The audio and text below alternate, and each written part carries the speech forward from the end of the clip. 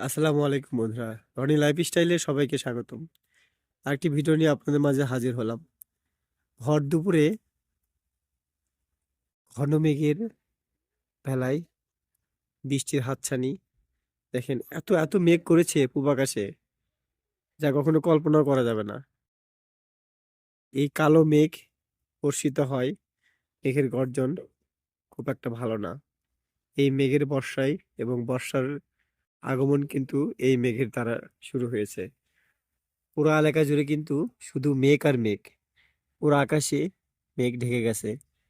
এই ভর দুপুর বেলা এত মেঘ করছে, যা শুধু কৃষক এবং যারা মাঠে কাজ করে তাদের জন্য ক্ষতিকর। চর এলাকায় এত বৃষ্টি এত মেঘ করছে, তা দুই চোখে কিছুতে গেছে, শুধু মেঘ আর মেঘ।